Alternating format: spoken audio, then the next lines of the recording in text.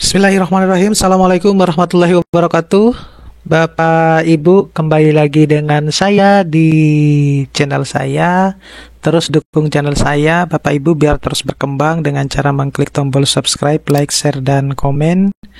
Biasakan Bapak Ibu untuk menonton video-video saya sampai full, jangan di skip-skip ya, biar nanti informasi yang Bapak Ibu dapatkan itu tidak setengah-setengah. Jadi yang ditanyakan juga itu kadang yang sudah saya jelaskan di dalam video ya. Dan jika Bapak Ibu berkenan, Bapak Ibu juga bisa mendukung channel ini melalui super thanks-nya ya. Nah, kali ini Bapak Ibu yang akan saya sharingkan itu surat ini saya dapat pertanggal 15 Juni 2024 yang ada hubungannya dengan tindak lanjut data anomali pada proses dan fitur pemadanan data pendidik dan tenaga kependidikan. Ya, jadi meskipun ini sudah berlalu ya, tapi kayaknya dalam beberapa hari ke depan saya akan lebih banyak masih berbicara terkait dengan kenaikan kepangkatan ya, karena ini lagi banyak dilakukan sosialisasi, banyak juga yang bertanya di sesi tersebut ya. Meskipun saya mengikutinya dalam sesi online waktu itu, jadi sepertinya akan lebih banyak kita bahas yang itu ya. Nah, tapi kalau Bapak Ibu mau melihat video lengkapnya ya, itu sekitar 4-5 jam ya, silakan gitu. Nah, jadi kalau kita lihat di sini berdasarkan surat Direktur Jenderal nomor 05-02-RHS-DT.04-DT.04.01/2024 perihal ketentuan kenaikan jabatan akademik dosen pada masa peralihan telah diluncurkan fitur pemadanan data untuk mendukung layanan yang disediakan untuk pendidik dan tenaga kependidikan atau yang disebut dengan PTK. Nah, tim Kemendikbudristek ini telah melakukan evaluasi terhadap status data PTK yang terdeteksi memiliki duplikasi atau anomali, sehingga dalam fitur sister PTK yang terdeteksi memiliki duplikasi tersebut kami berikan label data bermasalah. Jadi maksudnya seperti apa? Jadi ada data dosen itu double Bapak Ibu ya. Jadi nama yang sama, universitas yang nama, NIK yang sama gitu. Jadi double sehingga disebut di data bermasalah gitu. Oleh karena itu yang bisa melakukannya, merevisinya adalah dosen yang bersangkutan itu didampingi sama operator kampusnya. Ya. Kemudian sebagai tindak lanjut dari kondisi tersebut, kami meminta kepada perguruan tinggi agar melakukan proses verifikasi pada akun PTK yang bermasalah tersebut.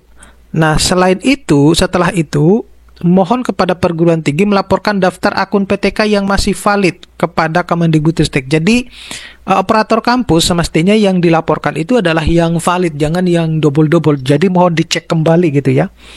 Nah, hal ini perlu dilakukan agar Kemdikbudristek itu membuka akses fitur pemadanan data bagi PTK yang terdeteksi memiliki duplikasi atau anomali data.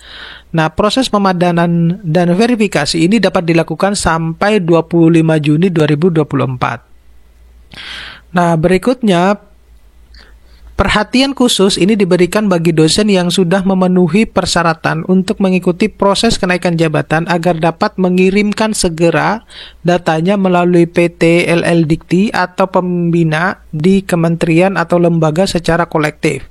Nah, paling lambat tanggal 21 Juni 2024 agar proses pemadanan data ini dapat segera dilakukan oleh tim kementerian untuk mendukung proses ajuan kenaikan jabatan akademik ya.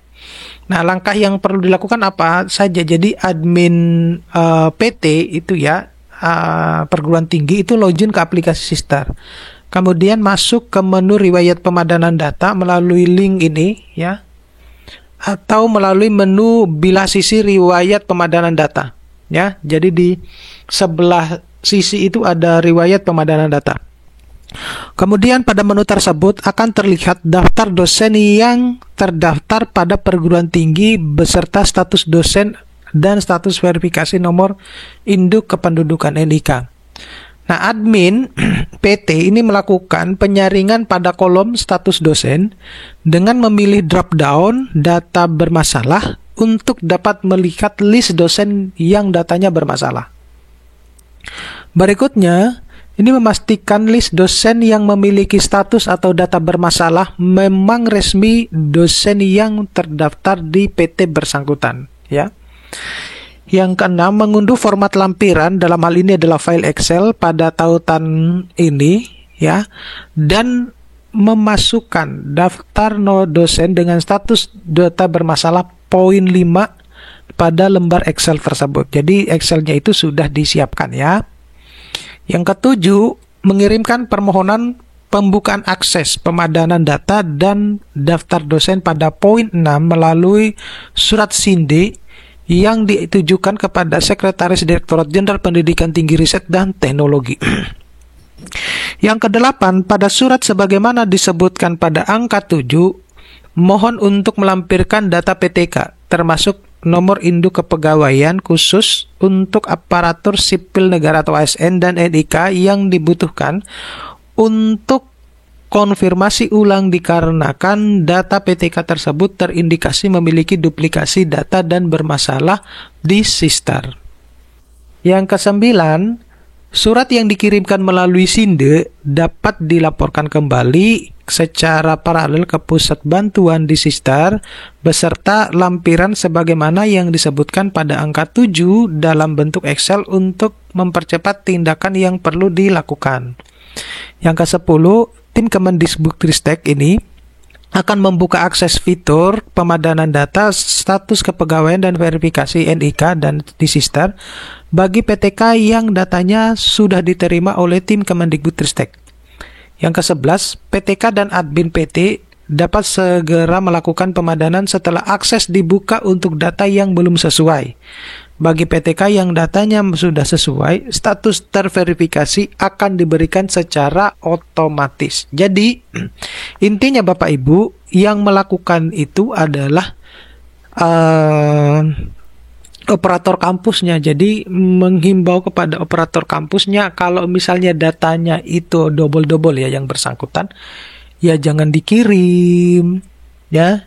Tetapi Bapak Ibu, ini bukan semata-mata dari operator kampus ya. Bapak Ibu juga perlu memverifikasi, memastikan bahwa data Bapak Ibu itu sudah benar ya. Jadi bukan asal-asalan mengupdate gitu ya. Jadi saya seringkali menyampaikan bahwa tolong teman-teman dosen yang masih muda itu yang tahu, yang lebih castis-cus dalam mengoperatorkan laptop komputer itu, teman-teman yang senior didampingi gitu ya, didampingi biar tidak salah-salah gitu.